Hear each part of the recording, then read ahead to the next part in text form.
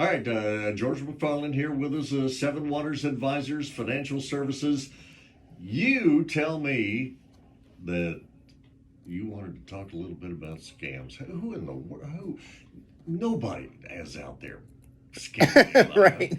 Who would do Exactly. such? Who would do such a thing? Better yet, who would fall for such a thing? Everybody, Yeah. everybody.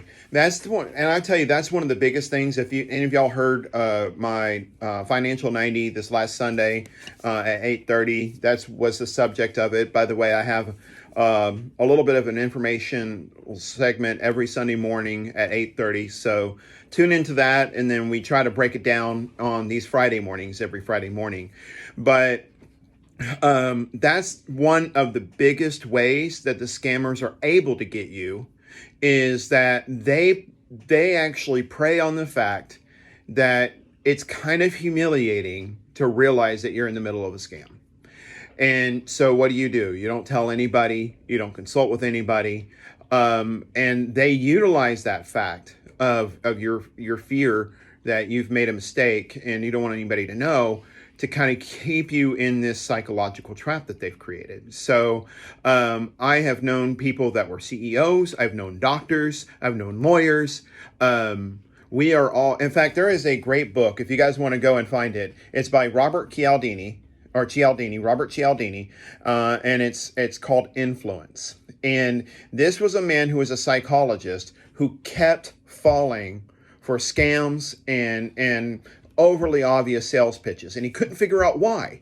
So he then decided to take a 10-year journey of studying just what creates that influence to make people make decisions against their own will. And there are psychological triggers that are useful. So if you find that you tend to be more prey to things like that, don't think that it's something about your intelligence or ability. You have some of the smartest people in the world that can fall for these scams. Read the book. It's an excellent book, and it talks about certain triggers that people use. One of the triggers that they use is bandwagoning. In fact, you use it all the time. Well, if everybody else is doing it, well, surely there's something they know that I don't know. So they'll say, well, everybody's doing it. Don't you want to do that? If another one that they use is they use simply because. You can actually, he did one study, somebody would walk up and they would just say, can I get in line in front of you to use the copier? And then they were supposed to come up and say, can I get in front of you and use the copier, but use the word because. And just by using the word because, and then the reason had nothing to do with why they need the copier. And they had like a 5-fold result. Like they were 5 times more likely to get on the copier just because they use the word because. So there are different reasons why we make the decisions we make. So it's really important that you don't think, hey, it's only, unintelligent, uninformed, or uneducated people fall for this. The most educated and informed people will still fall for this if they're not aware of the triggers, the psychological triggers that can get them. So do you, for your services and your clients, do you have to be very careful of, George, I need to take X amount of money and put it somewhere else, or I just need it? Do you have to whoa, time out. Why? Do you need, what's going on here? Do you have to ask that question sometimes? So, Ryan, my partner, he's going to be the one that handles a lot of those kinds of questions. He's the one that actually moves the money around for folks. But yes, that's going to be usually, not that it's your money. You have all the authority to do what you want, but we're definitely going to be trying to look out for you. And so if we hear something or smell something suspicious, we're going to start asking you questions because we want to make sure you're okay. And so it's, whether you're reaching out to your financial advisor, if you don't have one, give me a call, 903-445-1061. We will just run things by me. You don't have to pay me. I don't want people getting scammed. So if you feel like you're in the midst of a scam, give me a call if you don't have somebody to talk to. If you don't have a lawyer, you don't have an accountant, you don't have a financial advisor, you don't have a good friend that can kind of suss some of these things out, Yeah. then give me a call. I'm more than happy to help walk you through it. I know for me sometimes it's just a matter of it just doesn't sound right from the beginning. I mean, it's like just a few days ago, I kid you not, just a few days ago, I get a text message on my phone. Mm-hmm. they're wanting a verification of a purchase Right. on a bank that I don't even do business with. Right. So what are they trying to do to you? They're trying to get a response out of me in some form or fashion. Right. Well, they're trying. And I don't even respond. Very good. That's exactly what you do. Like, in a scenario like that, what they're trying to do is make you panic. Wait, no, I have nothing to do with this. And they'll take that fear and they go, well, we can help you.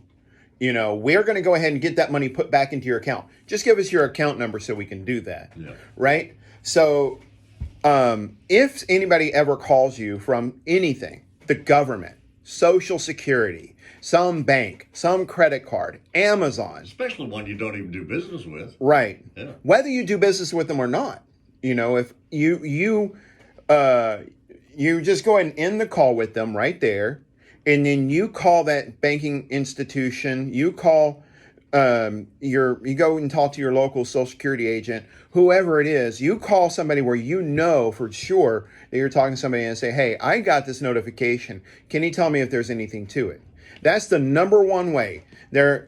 Secondly, they're not going to automatically start threatening to sue you. They're not going to automatically start threatening to put you in jail right over the phone. Okay. So I recently had a friend that she was a victim of a scam. She bought something she wanted to buy something over Facebook. These people were out of state. And so they claimed that she had to pay for some shipping up front. And lo and behold, something happened at the shipping center, right? And all of a sudden we need some more cash. Well, then something else happened.